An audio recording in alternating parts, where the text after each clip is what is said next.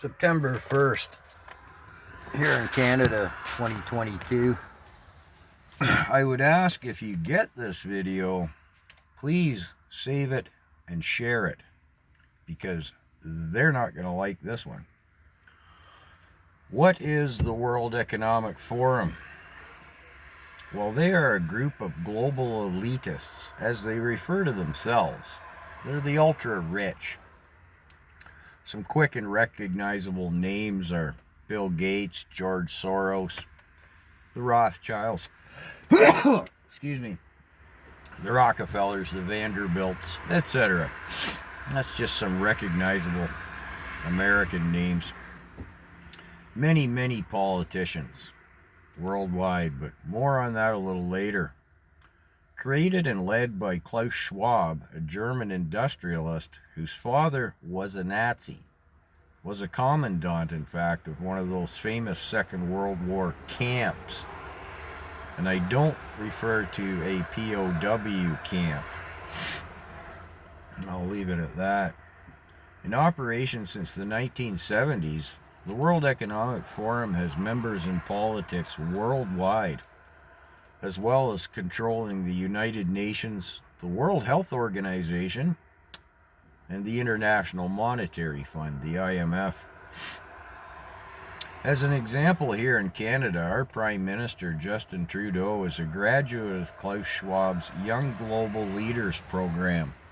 Class of 91, I believe, 1991. Vice President, our Vice Prime Minister, Chrystia Freeland, sits on the board of directors at the World Economic Forum. Her grandfather was a Nazi member as well. I believe he was ranked 4th. As we'll progress, we'll see this Nazi theme keeps rearing its ugly head. Klaus Schwab has stated many times, you can see all kinds of videos about it, it's in his books. He's proud that the World Economic Forum has infiltrated many governments worldwide, including Argentina, a long-term Nazi connection there, France, the list goes on, New Zealand. He's, quote, particularly proud, unquote, of Canada, where more than half of Trudeau's cabinet are WEF members, unquote. I've seen it stated as 80%, in fact, but Klaus is particularly proud of having infiltrated more than half of Trudeau's cabinet. More on those numbers in a minute. The farmers' revolt in Holland? The Dutch Prime Minister was a classmate of Trudeau's in 91 of the Young Global Leaders Program. And Klaus stated at the meeting in Davos, Switzerland, just a few months back, that the Netherlands must cease other farming practices, as it's slated to be a mega city for immigrants and one of 3 global World Economic Forum central food hubs. Yeah, it's not just about nitrogen. New Zealand's leader is a graduate of the Young Global Leaders and is progressing well with Klaus's no farming policies. You know about the cow burps? Yeah, the farmers have to feed their cows a special food so they don't burp. That creates the climate crisis, apparently. What that food is, I don't know. If they don't feed it to them, they have to pay a fine or just simply quit farming cows. Well, that's only the tip of the iceberg. Anyways, I digress. 3,800 graduates of the Young Global Leaders Program are in positions of influence, financial and political influence worldwide. Now, that doesn't sound like a lot.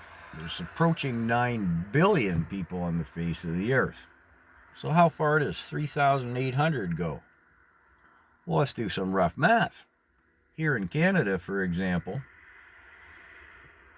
did I say there's almost 200 countries in the world? Anyways, here in Canada, I believe there's 37 cabinet members in Trudeau's cabinet. if we divide 3,800 graduates by 200 countries, that's 19 graduates per country. Wow. Well, that's about half of Trudeau's cabinet right there, isn't it? 2 times 19 would be 38. And don't forget, there's going to be a Western industrialized bias in the positioning of those 3,800 graduates. You know, you take a Polynesian country with 10,000 people, how many WEF members do they need there? Or in some of the small, impoverished African countries, say. No offense meant to any African countries, but you see my point.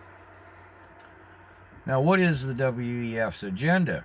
Well, Klaus has written more than one book. Do the titles Agenda 2030, The Great Reset? We keep hearing that quoted, don't we? And his latest, titled The Fourth Industrial Revolution. WEF has its own website. You can go there, find it readily. Just, Google it. It's right there. Kind of got to read between the lines a little bit. They coach things kind of softly, but they make no bones about saying that a one-world government. They kind of gloss over that this is not, of course, a democracy in any sense.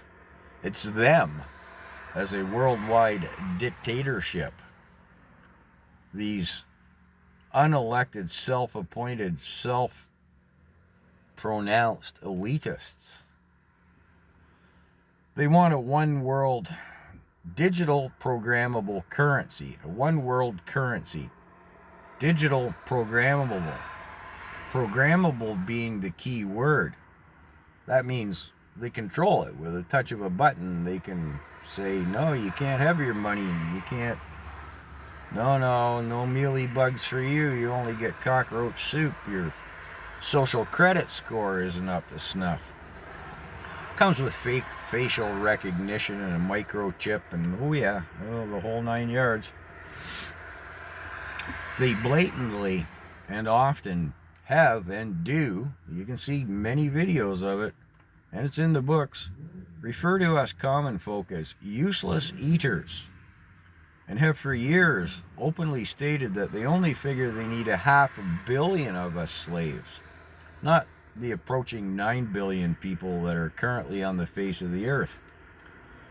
I mean, how many private jet pilots, yacht captains do they need?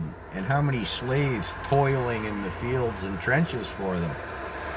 They already own through mega corporations and in personal wealth almost everything.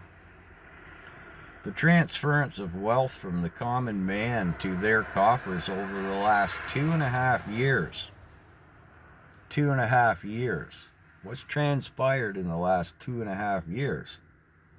I needn't explain that anymore. The transference of wealth in this last 2.5 years is now a total in excess of $300 trillion of debt worldwide.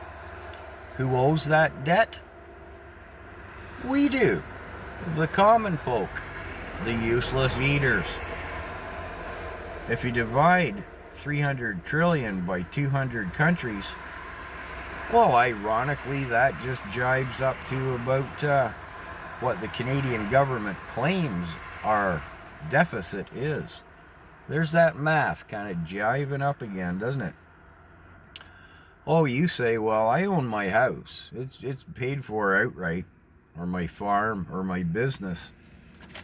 Well, it might have slipped on past you there about 5 years or so ago, the Trudeau government, and it's written in Canadian law, I'm not making this up.